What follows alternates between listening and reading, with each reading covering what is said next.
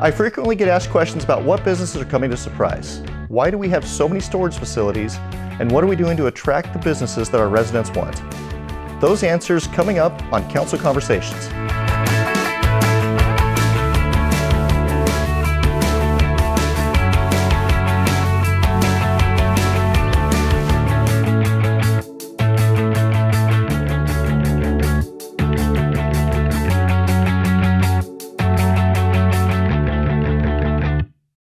Hi, I'm District 6 Councilman Chris Judd. Welcome to my Council Conversations show.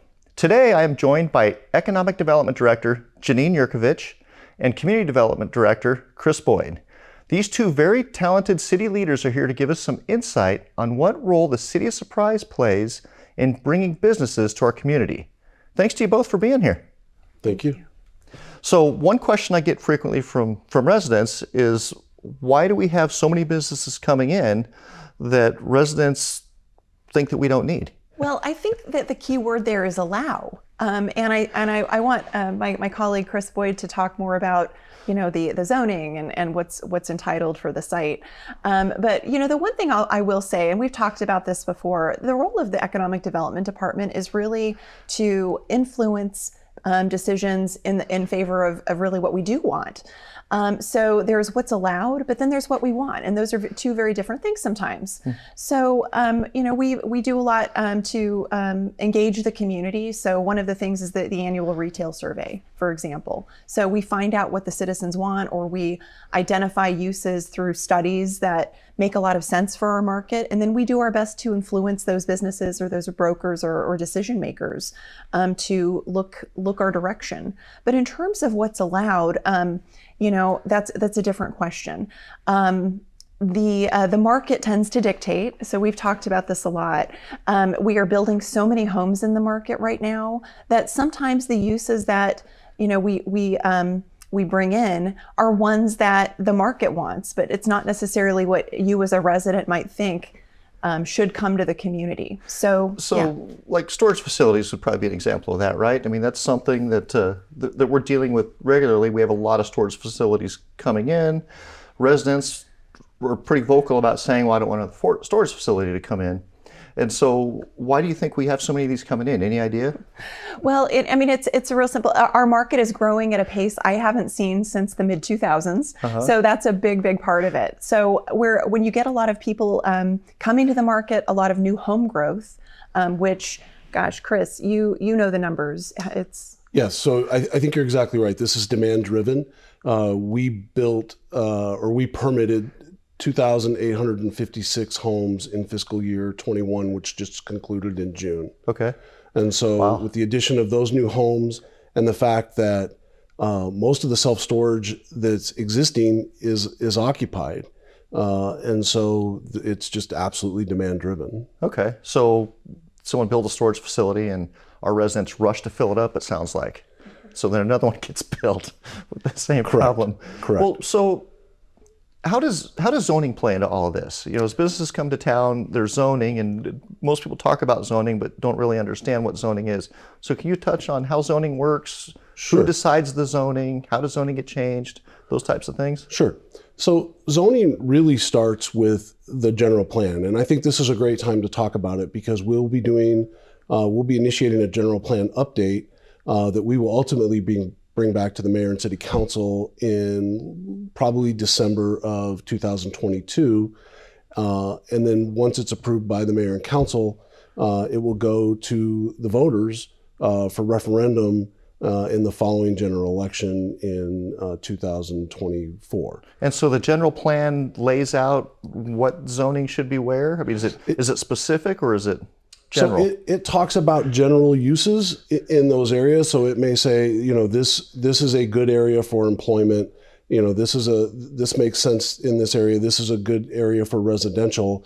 And then with the zoning ordinance that follows the general plan, it becomes much more specific. So every parcel of land within the city boundaries has zoning attached to it. And along with that, there are uses that go with that zoning. For example, if a property is zoned C2, which we would refer to as community commercial, you could also think of it as kind of intermediate commercial. there will be a long list of what's called permitted uses. Okay. And if you have a permitted use and you find a piece of C2 property that you want to develop, no additional zoning work is needed on your behalf to put your business in. You still have to meet all the design requirements, but no additional zoning work is needed. The second type of use is a conditional use, which, so we'll talk about self-storage. Self-storage are conditionally permitted in C2. So they're allowed in C2, they just have to meet a long list of criteria. Another use that often gets mentioned are drive-through facilities. And so just to use that as another example, drive-throughs have a list of, I think, about 14 conditions that they have to meet.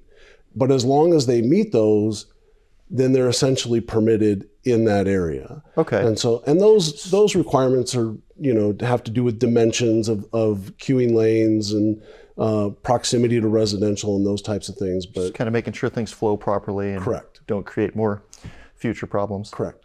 Okay. So going back to permitted uses, every once in a while a conditional use permit will come through.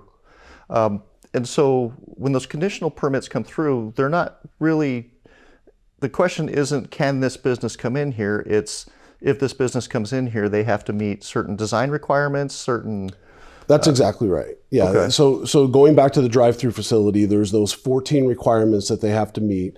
And so when that conditional use permit goes to the Planning and Zoning Commission, staff will inform the Planning and Zoning Commission whether they do or don't meet those 14 requirements.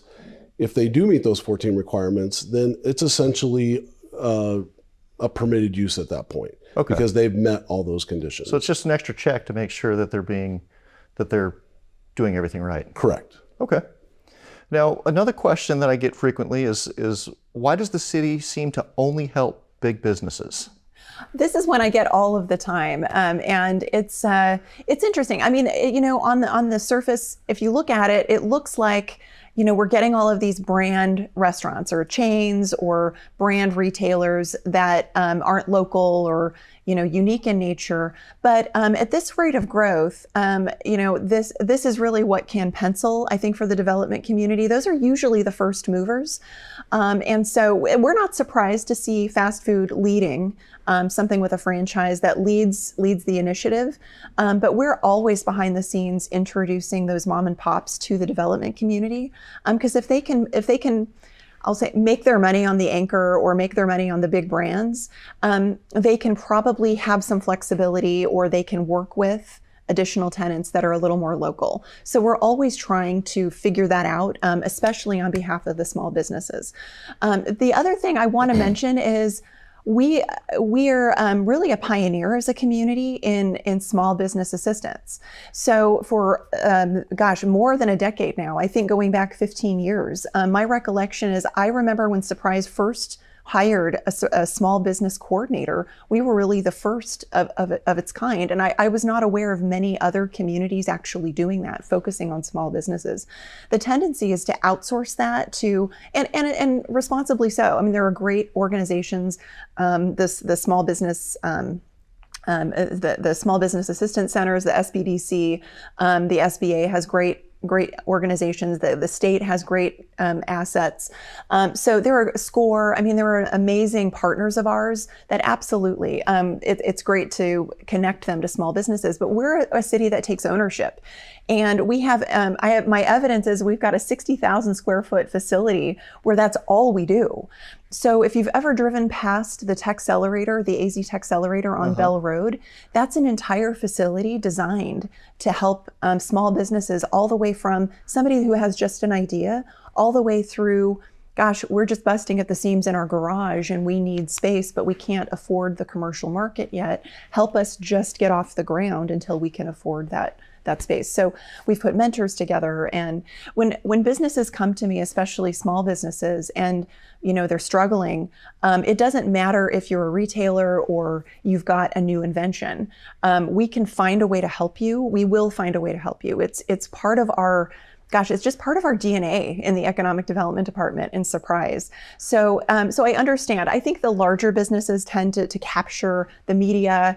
They have maybe a bigger PR budget. Right. And honestly, because they're known quantities, they create, I think, a little more social media buzz to some extent. If somebody just starts a mom and pop, that's great. And I love that our community is rallying around local restaurants like The Toast and, a lot of other, I just saw an article on Song Lin in the Phoenix New Times, a great review. It's great when you see that happening. But, more or less the bigger stuff takes the bigger headline. So Right. that happens. And we have a lot of resources available. I mean, small businesses who are looking to expand or relocate here can contact you and work with you directly. Sure. Just the same way that your Costco's and your big businesses in the world can, right?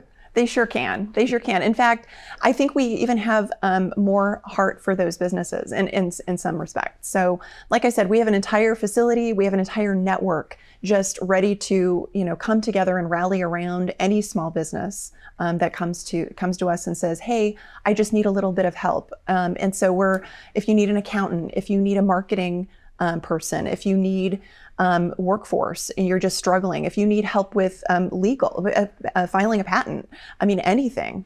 So we're very happy to just rush in there. Also, I have to mention for the small businesses, we've got something called Size Up on our website. It's free. It's free for any small business in Surprise. Size Up will help, especially that small business, really start to understand how they're competing in the market, understand how their business relates to the local market, and help them better shape a marketing strategy. So these are great resources they're free. We want them to be utilized. Yeah, well, good. Another question I get frequently is when I moved to Surprise, I was promised something, right? For some people it was a mall, some people it's a downtown, or maybe something was going to get built on this lot over here by my house. So how does economic development and community development, what role do they play in fulfilling said promises? Wow, that's a great question. I mean, do you want to? Sure. So I think it goes back a little bit to what is allowed. And so, for instance, if we're talking about a parcel that's zoned C2, a restaurant, a sit-down restaurant is principally permitted. But there are also probably 60 to 70 other principally permitted uses that could go in C2. And so I think when somebody is told this is what this is going to be, they may have every intention of developing it as that, but market demands change, customer sentiment changes. And so when you look at a vacant land near your home, you really should look at what all those uses could be, because it very much could be any of those uses. And so I think it's a little dangerous to kind of lock in on only one use, because the chances are it may not develop like that. Okay, and if something's zoned, these are private property owners, right? So if something's going in that you don't necessarily like, but it's principally zoned for this other type of business, the city's not going to come in. The city doesn't have any legal standing to come in and say you can't put that business there. That's correct. Because once it's zoned, the city has no say in it. That's correct. Right? Well, and just to follow on with that, I mean, I think that these are narratives that get started in the community, and people get excited about a promise or a hope that something was planned for an area. One thing I really appreciated Sterling Grove, what they did before they really started selling their homes. They had our economic development department come in and really give an economic development presentation about what was happening around them to their home seller, their group that was selling the homes. And because they get so many questions from the people coming in, what's going on around us, they really took it seriously and really wanted to create a better narrative, or more correct narrative, I should say. Right. And it was great. And so I wish, that every home seller, every broker, everyone would call us, or look at our website and see sort of what's maybe changed from 10 years ago or 5 years ago, because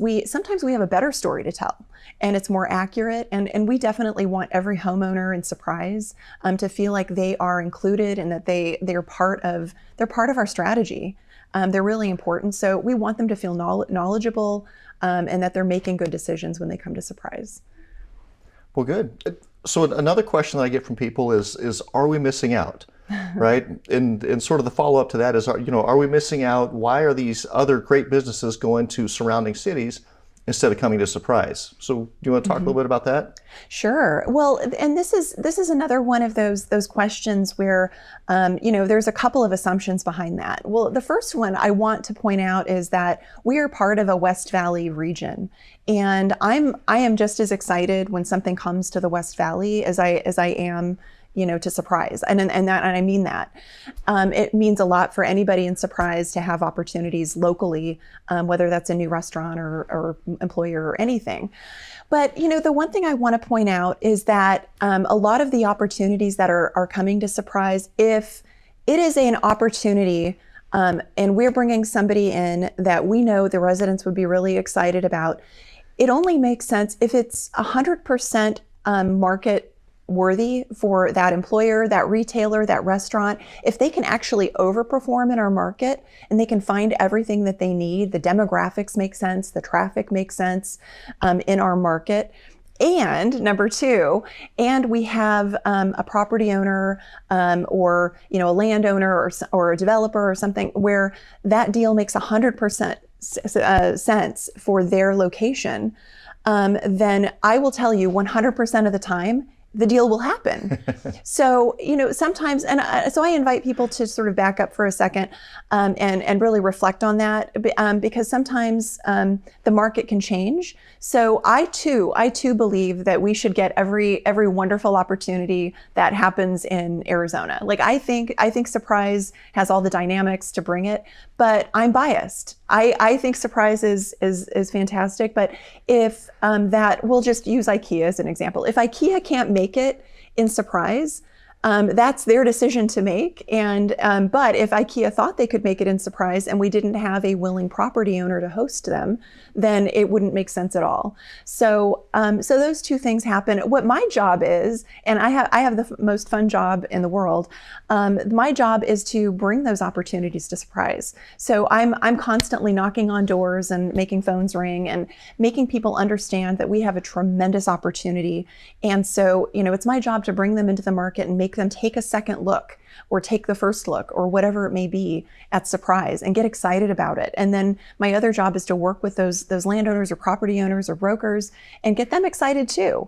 So, but it's like matchmaking, if Right. Sometimes the match doesn't work, but 100% of the time when those two market forces are working together, it happens. And so we've seen it happen across the board in Surprise, and that's what I'm excited about. And when a business does decide to come to Surprise, they go through a permitting process, right? Correct. And so over the years, we've gotten a lot better with our permitting process, streamlining things, putting timelines on things, making them faster. Do you want to talk a little bit about the permitting process or the speed? So we offer a couple different ways for businesses to expedite if they choose to. So if in fact they do need some sort of zoning or entitlement work, we will allow them to submit their building permits at risk. Not every jurisdiction will allow that. And obviously the risk is theirs because if something changes during the entitlement process that they then have to change their building plans, then they have to do that and they have to kind of take a step back before they move forward again. But we absolutely will allow that. And then once those reviews are done, we just wait for the entitlement work to be approved and then we would issue the permit. The other expedited way is we offer a self-certification program. And so if your project is designed by a self-certified architect and they submit their documents to us, once all of the planning and engineering work is done, they can actually obtain a permit in 7 days. Okay. And so that's a service that we've had available for several years. We've issued approximately 110 to 120 self-certified permits for everything from a tenant improvement in a small business to a large facility. And so it's a service that certain businesses absolutely want to take advantage of. And they do so. And so the other thing is we focus a lot on the data behind our permit review. And so, Jeanine and I sit in a lot of meetings together and she hears me say this all the time, but, for the last 5 years, our reviews have been completed on time or early 99% of the time. And we track that data on a year-to-year basis.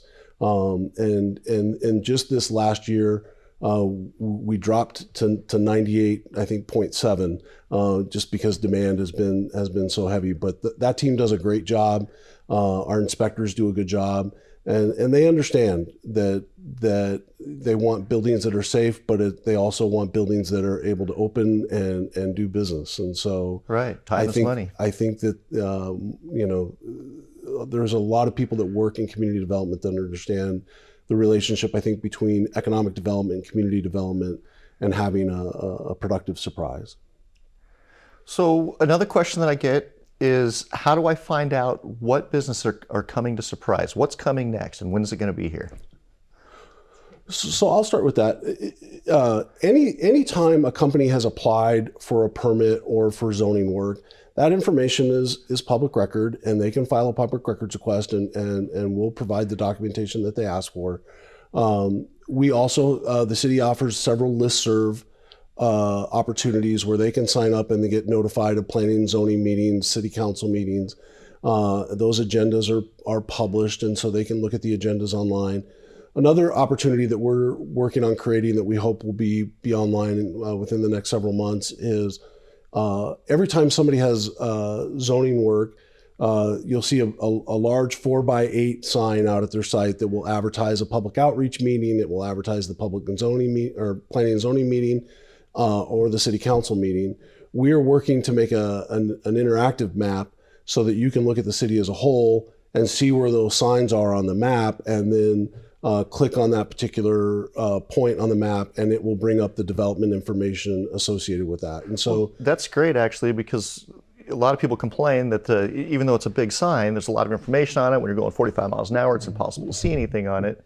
So having an interactive map where you can just go home and pull up Cactus and Reams and click it and see. Absolutely. Oh, good. Absolutely. So we're excited to have that online. All right. Also, you mentioned listserv, so I know that you can get a monthly email of all the permits that are in process or that have been approved. Is that? Yes. You can get ones that are under review. You can also get the ones that have been issued and the ones that have been completed. And so we do offer that. And then I do think, so that kind of tells you what has happened. I think where the listserv is important, and being part of planning and zoning and being part of the city council, is you can find out what's going to happen. Okay. And so I think that it affords them a greater opportunity. If they want to express particular comments about a project, then they have the ability to do so either to the Planning and Zoning Commission or to the mayor and city council. Okay. Jeanine, anything to add to finding out about new businesses coming? Well, I mean, I think I'm asked a lot about this, and I always say I'm a walking non-disclosure agreement. So a lot of the companies that we're working with, maybe they're before they would ever go to Chris and his team. So they're kicking tires, they're expressing interest, they're maybe going through a sensitive land negotiation or a site negotiation, and they're not quite ready to go public. We don't make that announcement. We want to respect and honor the decision of those companies.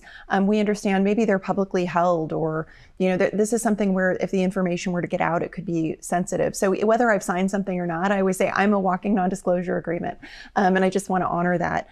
But I will say, we're able to, if somebody asks me, hey, are we getting a restaurant there anytime soon? I'll generally say, yeah, in the next 6 months you could find a restaurant there, but I won't be specific. So I get accused of being very vague, but there's a reason behind that. It's really to really keep up a good reputation with that business community.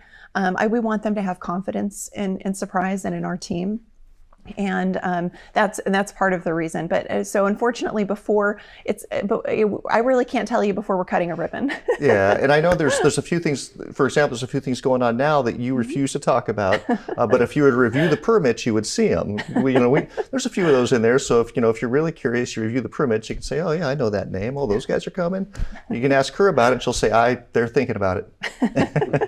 That's right. I don't believe anything until I'm cutting a ribbon. Right. I've just been in this profession a little too long. So So the last question that I get frequently from residents is what can I, as an individual resident, what can I do to help bring business to Surprise, or a certain business? Sure. Oh, I love that question. So, as you know, we I don't want to say we pioneered it, but we fine-tuned a retail survey that has been held up, I think, as a national award winner, a national example. And I'm asked about it by my colleagues across the country a lot. So, I think if you see the annual retail survey, please participate in it. It does help us. We utilize the top 10 results to reach out to the companies. It usually helps us have conversations. And I've always said, I know it's a controversial thing, but this business, it's a lot like dating. If I can get to dinner, we can try to put a ring on it. So, if you've looked at that top 10 list from Whole Foods to Hobby Lobby to the Cheesecake Factory, we've reached out to them. And so it really does help us engage in those conversations. Yes, I know those are national brand restaurants and so forth, but those are good. Those are things that will move the needle. Those are things that will help activate sites. So those are things that we really appreciate the residents getting involved in. And the other thing is follow us on social media and don't be ashamed to share when good news happens in Surprise. You would be surprised the phone calls that we get when somebody shares some information from the Surprise Economic Development page, or from we're on YouTube, we're on Twitter, we're on Facebook, and LinkedIn. And so when somebody shares that, it goes places. And so we appreciate that it doesn't necessarily have to come from us. I'm obviously, I would say I'm biased. If you don't believe me, listen to people who live here, listen to people who work here. So that means a lot to us. So if there are critical things you can help share, great news, great facts about the city. It means a lot. It means a lot to the development community. I would say you can't fake your reputation. So right. we appreciate the help. Well, great. That's all the questions I have. Thank you very much, Jeanine and Chris, for coming here today. And thank you for watching. If you have questions or comments for me, please reach out by phone or email. You can also subscribe to my monthly newsletter, which is filled with the latest city news and information. Just click on the Notify Me button on my website to sign up. Thank you for watching.